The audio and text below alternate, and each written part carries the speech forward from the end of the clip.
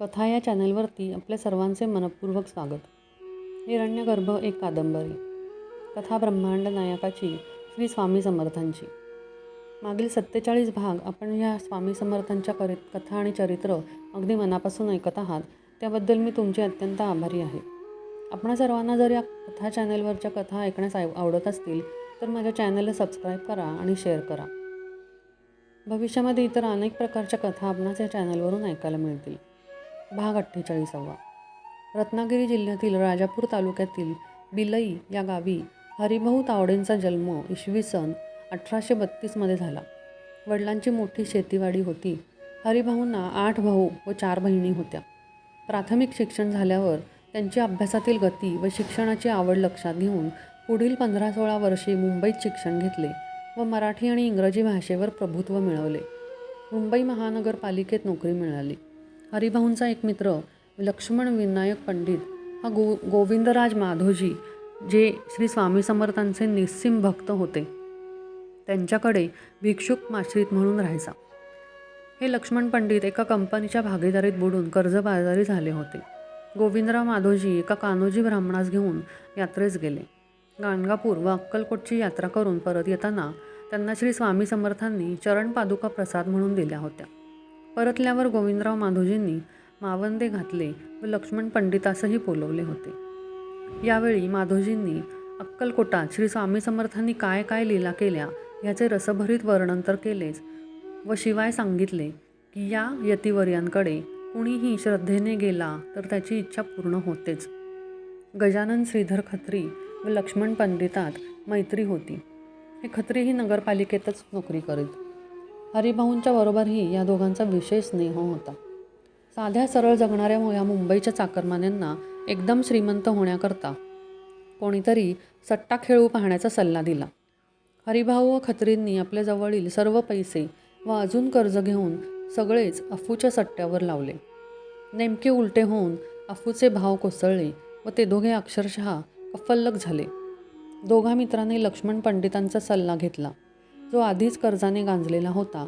तिघांनीही मिळून जी स्वामी समर्थांना नवस केला की 8 दिवसात जर तुम्ही ऋणमुक्त झालो तर अक्कलकोटास दर्शनास येऊ.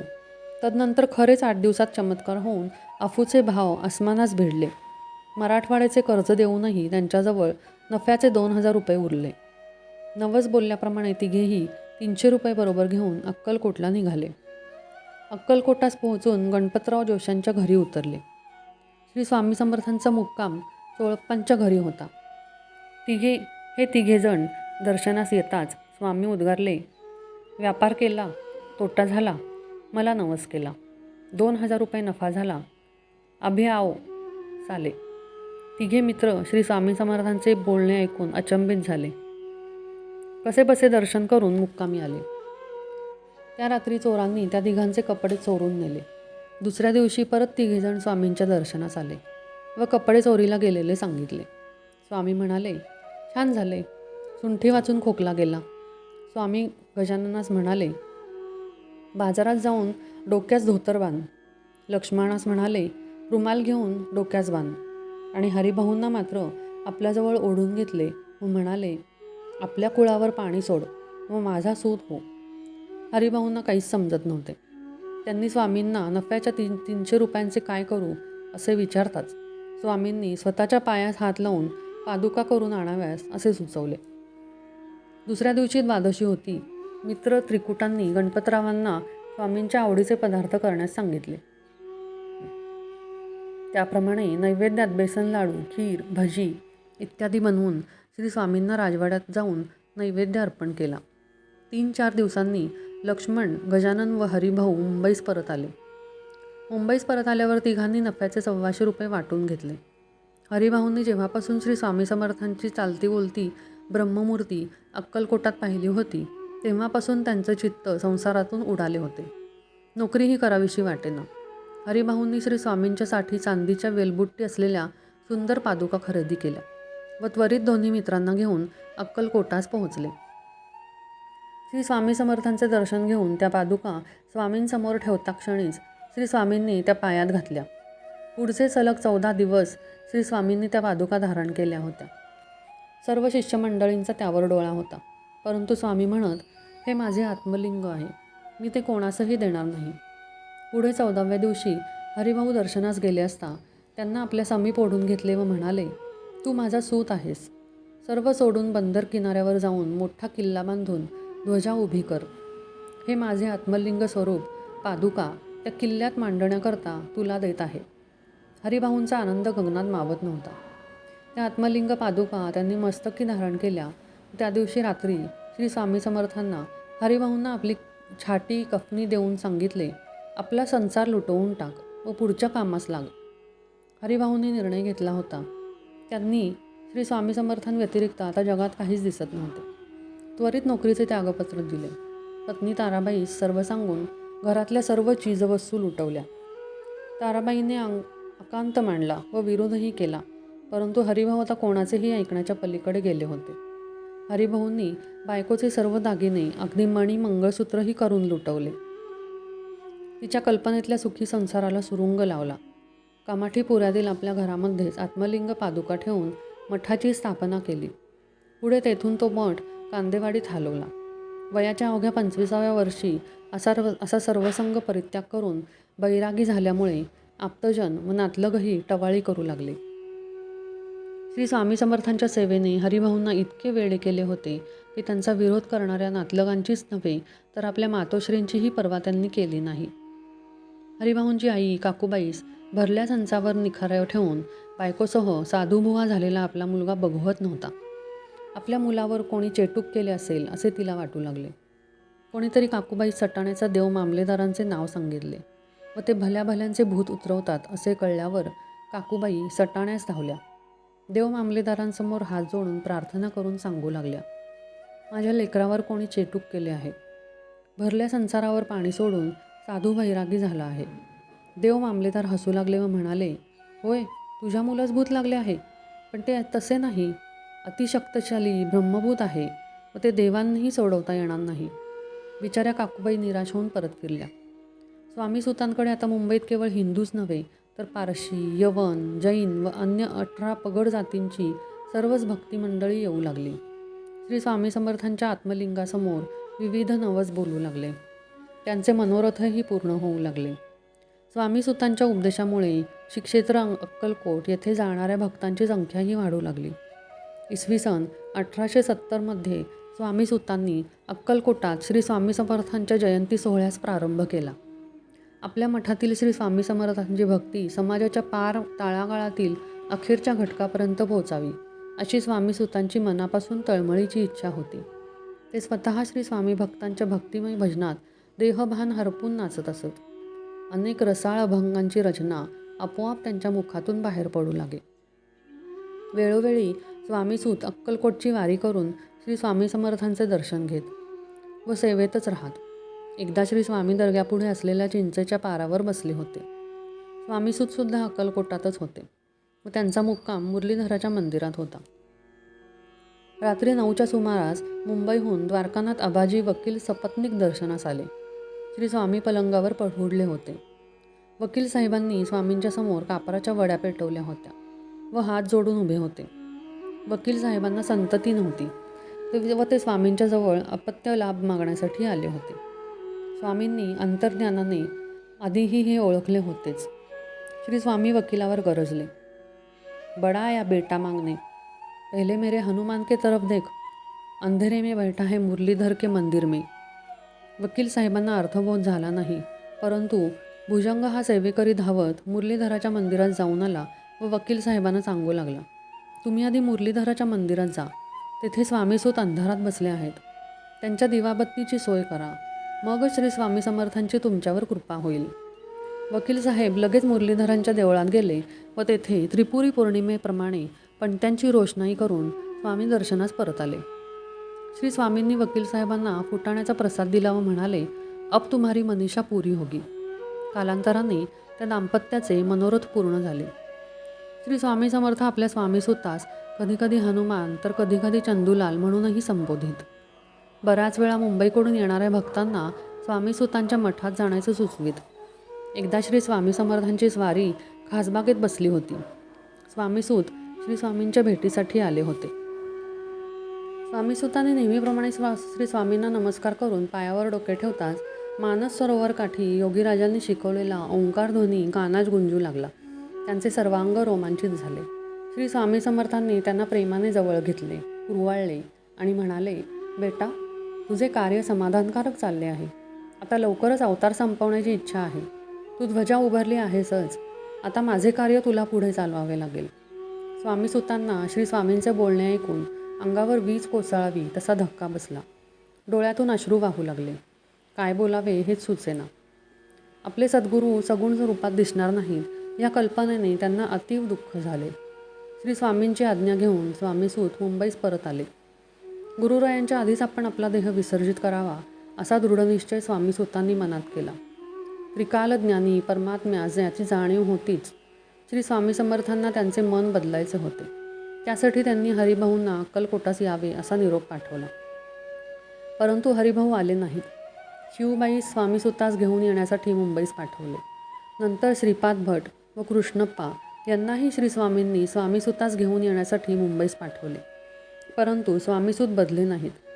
शेवटी श्री स्वामी समर्थांनी निरोप पाठवला की तोफ लावून तयार ठेवली आहे. आलास तर बरे, नाहीतर बत्ती लावून उडवून टाकीन. याचा अर्थ उघड होता. स्वामीसुतास माहीत होते की जर आपण अक्कलकोटास गेलो नाही तर परमदयाळू श्री स्वामी समर्थ आपले मरण टाळतील. परंतु स्वामीसूत मरणास भीत नव्हते. तर श्री स्वामी समर्थांच्या माघारी आपल्याला राहावे लागेल हा विचार त्यांच्या मनाला भेडसावत होता. श्री स्वामी समर्थांवरील निस्सीम प्रेमाचा स्वामीसूतांना उचंबळून येत होते. श्री स्वामींच्या भक्तिमांदी आळीतील स्वामीसूत हे एकमेव असे योगी होते की स्वामींचा विरह सहन होणार नाही या कल्पनेनेच त्यांनी स्वतःच आधी समाधी घेण्याचा निश्चय करून मुंबई सोडली नाही. स्वामींचा निरोप आल्यावर सुद्धा इसवी सन 1874 स्वामींच्या ह्या सुपुत्राने आपला देह स्वामीचरणी अर्पण केला व मेरू पर्वताखालील आपल्या भूगर्भस्थ स्थानाकडे प्रयाण केले. ज्या क्षणी स्वामीसूतांनी मुंबईत आपला देह सद्गुरूचरणी अर्पण केला त्या क्षणी श्री स्वामी समर्थांनी अक्कलकोटात धरणीवर अंग टाकले व माझा सूत गेला असे सर्वांस सांगू लागले. त्या दिवशी श्री स्वामी समर्थ कोणाबरोबरही बोलत नव्हते. वटवृक्षाच्या खाली बसून आपल्या सूताची आठवण करीत होते. श्री स्वामींचे डोळे मिटलेले होते व तोंडातून मंत्रपठण चालले होते. शिवहर शंकर नमामि शंकर, शिवह शंकर शंभो. भाग 48 समाप्त. धन्यवाद. कथा या चॅनलवरती आपल्या सर्वांचे मनपूर्वक स्वागत. हिरण्यगर्भ एक कादंबरी. कथा ब्रह्मांड नायकाची श्री स्वामी समर्थांची. गेले 48 भाग आपण श्री स्वामी समर्थांचं चरित्र अगदी मनापासून ऐकत आहात. त्याबद्दल मी सर्वांची अतिशय आभारी आहे. आपल्याला जर हे चरित्र ऐकण्यास आवडत असेल किंवा या चॅनलवरतील कथा ऐकण्यास आवडत असतील तर माझ्या चॅनलला कृपया सबस्क्राईब करा आणि शेअर करा. भविष्यात इतरही अनेक प्रकारच्या कथा आपणास या चॅनलवरून ऐकायला मिळणार आहेत. भाग 49. इसवी सन 1816 तळेगाव हिवरे गावी गोविंदराव व सत्यभामाबाई यांचे पोटी शंकराचा जन्म झाला. कान्हेरे या इतिहास प्रसिद्ध घराण्यात जन्म झालेल्या या शंकराचे बालपण मुंजाबाच्या बोळात कान्हेरेवाड्यात गेले. त्यांचे वडील शिक्षक असले तरी उत्तम वैद्यही होते. शंकर हा सर्वात मोठे अपत्य असून पाठीवर 8 भावंडे होती. लहानपणीपासून शंकर मारुतीची उपासना करीत असे. शंकराचा स्वभाव अत्यंत तापट व करारी होता. आपल्या हातून एखादी चूक घडल्यास तो स्वतःच थोबाडीत मारून घेत असे. ती चूक पुन्हा कधीही होणार नाही किंवा ज्या गोष्टीमुळे स्वतःला किंवा इतरांना त्रास होतो अशा गोष्टी तो टाळत असे. शिक्षण चालू असते वेळीच त्या काळच्या प्रथेप्रमाणे शंकराचा विवाह झाला. परंतु पत्नी एका वर्षातच निवर्तली. परीक्षेतही नापास झाल्यामुळे वडीलही खूपच रागावले. पण परिणामस्वरूप शंकराने गृहत्याग केला. गृहत्याग केल्याने शंकर आता कोकणातील आपल्या मूळ गावी अयनी येथे राहू लागला. एके दिवशी गावातील मुलांबरोबर खेळत असता तेथे अचानक एक 7 फूट उंच अत्यंत तेजस्वी भेदक नजर असलेले योगी आले. ते आपले योगीराजच. त्यांनी शंकराला हाक मारून बोलावले व अचानक म्हणाले, अरे शंकर, इथे खेळत काय बसलायस? आम्ही श्री क्षेत्र गाणगापुरी चाललो आहोत. आम्हास तिथे येऊन भेट. एवढे बोलून योगीराज निघून गेले. शंकर विचार करू लागला की हे अवधूत बाबा कोण असतील व त्यांनी आपणास गाणगापुरास का बोलवले आहे. या घटनेनंतर शंकरास रोज सतत योगीराजांचा चेहरा नजरेसमोर येत असे व खुणावून चल निघ गाणगापुरास असे सुचवित असे. शंकराने मनाचा निर्धार करून ऐनी सोडले व गाणगापुरास पोहोचला. गाणगापुरास गेल्यावर भीमा अमरेजेच्या संगमावर परत शंकर व योगीराजांची भेट झाली. योगीराजांनी शंकरास म्हणले, आपण आलात, बरे झाले. पुढचे 7 दिवस शंकर योगीराजांच्या समवेत राहिला. दररोज योगीराज शंकरला घेऊन श्री दत्तप्रभूंच्या दर्शनास जात. मंदिरात माध्यान्ह आरतीच्या वेळी दररोज गंमत घडे. झपाटलेले व बाधित लोक आरती चालू झाली की योगीराजांचे पाय पकडण्यासाठी झेपावू लागत, तळमळू लागत. त्या बाधित लोकांमधील भूतांना, आसुरी शक्तींना योगीराज हेच साक्षात दत्त आहेत हे जाणवत असे. शंकरास हे सर्वच विचित्र वाटे. योगीराज ही गंमत पाहून गालातल्या गालात हसत असत. 7 दिवसांनी योगीराजांनी शंकरास इथेच राहून श्री दत्तगुरूंची उपासना करावी असे सांगितले. शंकराने कधीही योगीराजांचे नावही विचारले नाही आणि योगीराजांनीही कधी सांगितले नाही. योगीराज अचानक आले होते तसे नाहीसे पण झाले. शंकराची पत्नीही निवर्तली. गृहत्यागही केला होता आणि पत्नीही नव्हती. आता योगीराजांच्या आज्ञेप्रमाणे त्याने श्री दत्तगुरूंचे अनुष्ठान चालू केले. अनेक महिन्यांच्या अविरत अनुष्ठानानंतर श्री दत्तात्रेयांनी शंकरास दर्शन दिले व मी सध्या अक्कलकोटात अवतरलो असून माझ्या भेटीस तेथे यावे असेही सांगितले. त्या सुमारास भारतात 1857-58च्या क्रांतीचा डोंब उसळला होता. उत्तरेत सैनिकांनी उठाव केला होता. महाराष्ट्रात वासुदेव बळवंत फडकेही संग्रामात सामील झाले होते. शंकर कान्हेरेंनी वासुदेव फडकेंची साथ देण्याचे ठरवले व ब्रिटिशांच्या विरुद्ध लढाईत ते सामील झाले. शंकर कान्हेरे श्री दत्तप्रभूंच्या दृष्टांतानुसार अक्कलकोटास पोहोचले. श्री स्वामी समर्थ वाटच पाहत होते. श्री स्वामी विहिरीवर पाण्यात पाय सोडून निवांत बसले होते. शंकर श्री स्वामींच्या दर्शनासाठी विहिरीवर आला व त्याची स्वामींची दृष्ट भेट होताच स्वामींनी ताबडतोब गुरु उपदेश दिला. माता नास्ती पिता नास्ती, नास्ती बंधू सहोदरः, अर्थ नास्ती ग्रह नास्ती, तस्मात जाग्रही जाग्रही. मंत्र दीक्षेचा हा घनगंभीर आवाजातील सद्गुरूंच्या मुखातील हा श्लोक ऐकून शंकरचे देहभान हरपले. अष्टसात्विक भाव जागृत झाले. स्वामींनी त्याच्या डोक्यावर हात ठेवून सच्चिदानंद असे त्याचे नामकरण करून श्री स्वामी आपण म्हटलेल्या श्लोकाचा अर्थ सच्चिदानंदास समजावून सांगू लागले. आता माता पिता बंधू आप्तजन यापुरता सेवाभाव न ठेवता तो विशाल करावा. ग्रह व अर्थ यातून मन काढून घेऊन एकतेत विविधता व विविधतेत एकता म्हणजे समत्वाची भावना वाढवावी. समस्त विश्व अखिल चराचर हे पूर्ण ब्रह्माचे अंश आहेत हे मानून या पूर्ण भावानेच समदृष्टीने व्यवहार करावा. अवधूत बनून योग्य साधकाला मार्गदर्शन करावे. जो अखंड आनंदात अनुसंधानात निमग्न असतो तोच अवधूत. आपल्या वासनांचा ज्याने प्रयत्नपूर्वक त्याग केला आहे आणि ज्याला ब्रह्मज्ञानाचा अनुभव प्राप्त झाला असून आपल्या सेवक शिष्यांच्या अगणित प्रापंचिक व पारमार्थिक इच्छांची जो क्षणात पूर्ती करतो तोच खरा अवधूत म्हणून ओळखला जातो. आता तू पंढरपुरात जाऊन 12 वर्षे अनुष्ठान करावे. शुभम भवतु. श्री स्वामी समर्थांनी पहिल्या भेटीतच सच्चिदानंदास सिद्धावस्थेत नेले व पुढच्या कार्याचा मार्ग दाखवला. नंतर शंकरबुवा सच्चिदानंद कान्हेरे पंढरपुरास आले. चंद्रभागेकाठी विठुरायांच्या सान्निध्यात श्री स्वामी आज्ञेनुसार अनुष्ठान सुरू केले. 1857च्या बंडातील अपयशामुळे मनही उद्विग्न झाले होते. परंतु श्री स्वामींच्या उपदेशानंतर मनशांतीची प्राप्ती झाली होती. बोलता बोलता कळत नकळतही स्वातंत्र्य युद्धातील घटनांचा उल्लेख होऊन बातमी फुटू नये किंवा भविष्यात काही विपरीत परिणाम होऊ नये यासाठी सदैव मौन धारण केले. 1860 ते 1872 पर्यंत त्यांचे पंढरपुरात वास्तव्य होते. पुढे ते मौनी स्वामी म्हणूनच ओळखले जाऊ लागले. श्री स्वामी समर्थांनी सांगितलेले एक तपाचे म्हणजे 12 वर्षांचे पंढरपुरात अनुष्ठान करून सच्चिदानंद म्हणजेच शंकर कान्हेरे उर्फ मौनी स्वामी 1872 मध्ये परत सद्गुरू सन्निध अक्कलकोटास आले. 1872 ते श्री स्वामी समर्थांनी समाधी घेईपर्यंत मौनी स्वामी अक्कलकोटातच श्री स्वामींच्या जवळ राहून प्राणायाम, योगासन, ध्यानधारणा, षटकर्म क्रियेत पारंगत झाले. 60च्या वयातही 25-30च्या तरुणासारखे ते दिसत. श्री स्वामी समर्थांनी एकदा त्यांना रात्री वटवृक्षाखाली बोलावून घेतले व पुढील जीवनात त्यांचे कार्याबद्दल सूचना दिल्या. श्री स्वामी समर्थ म्हणाले, सच्चिदानंद, तुला काशी क्षेत्रात जायचे आहे. विश्वनाथाचा आशीर्वाद घेऊन उत्तर भारत यात्रा कर व हिमालयातील 4ही धामास भेट दे. तदनंतर काही काळ गाणगापुरास श्री दत्त प्रभूंची सेवा करावी. नर्मदा मातेची तुझ्यावर असीम कृपा होणार आहे. तू नर्मदेच्या 3 प्रदक्षिणा कराव्या लागतील. परिक्रमेच्या दरम्यान शिनोर येथे तुझी संन्यासग्रहण दीक्षा होईल व तुझे त्या उपरात नाव सच्चिदानंद असे राहील. शतायुषी भव. मौनी स्वामींना आता आपले पुढील 60 वर्षांचे कार्य उमजले होते. त्यांनी सद्गुरू श्री स्वामी समर्थांचे पाय धरले व श्री स्वामी समर्थांनी आपला उजवा हात त्यांच्या डोक्यावर ठेवून त्यांना शुभाशीर्वाद दिले. भाग 49 समाप्त.